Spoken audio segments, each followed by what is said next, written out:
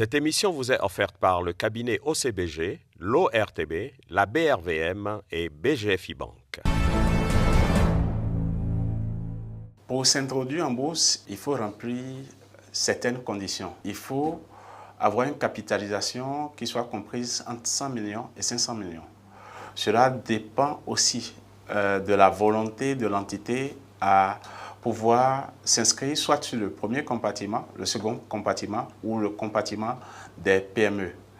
Lorsque vous devez vous inscrire en tant que société cotée sur le premier compartiment, cela suppose que vous avez au moins une capitalisation de 500 millions, que vous avez au moins 5 années d'existence et donc vous disposez de comptes certifiés pour ces 5 années d'existence et que vous êtes disposé à pouvoir mettre au moins 20% de votre capital à la disposition du public. Et avec les nouvelles dispositions, ces 20% du capital qui représenteront désormais le flottant au niveau de la bourse doivent constituer un minimum de 2 millions d'actions. Et aussi, pour rassurer l'épargnant qui voudra apporter sa trésorerie dans votre entité, il faut que les 3 dernières qui précèdent votre introduction en bourse, que vous ayez connu une amélioration de votre marge bénéficiaire de l'ordre de 3% au moins. Pour le second compartiment, il faut que vous ayez une capitalisation qui soit supérieure au moins à 200 millions et que vous ayez au moins 2 années d'existence, c'est-à-dire 2 bilans certifiés au moins qui pourront permettre d'apprécier votre passé financier et que vous ayez connu avant votre introduction en bourse aussi une croissance dans votre marge bénéficiaire, que vous disposez effectivement à mettre 20% de votre capital à la disposition du public et comme en ce qui concerne le premier compartiment, que les actions composant les 20% du capital à mettre à la disposition du public puissent effectivement atteindre 2 millions d'actions en circulation. Ça, c'est le minimum qui est requis, mais l'entité a la possibilité d'ouvrir son capital au-delà de ce minimum. Il y a le dernier compartiment qui a été lancé tout récemment pour accompagner les petites et moyennes entreprises. Et pour ce compartiment, pour se faire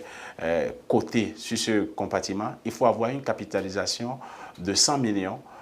et que vous soyez désigné par une SGI qui vous aurait identifié comme une entreprise à fort potentiel de croissance. Et il suffit que vous ayez aussi une année d'existence au moins pour qu'on puisse apprécier votre parcours entrepreneurial et que vous puissiez y accéder. Il faut que pour cette PME, vous puissiez accepter de mettre 10% du capital à la disposition du public pour que le public puisse en acheter et devenir donc actionnaire pour que votre titre puisse être coté. Vous devez aussi vous engager auprès des autorités de la bourse lorsque vous émettez le vœu de faire coter votre entité,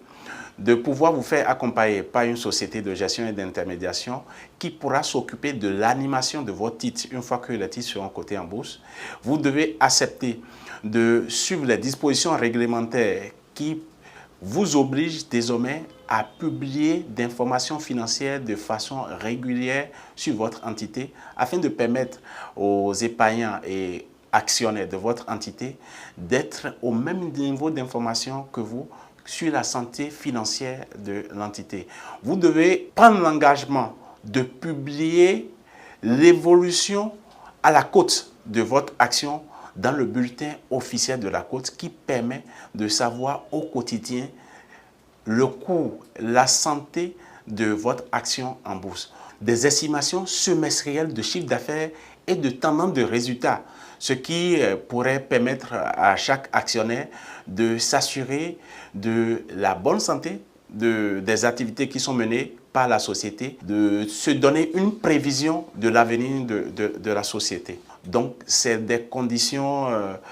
qu'il faut respecter et pour le faire, il faut que vous vous adressez aux autorités de la bourse qui apprécieront dès que vous fournirez toutes ces informations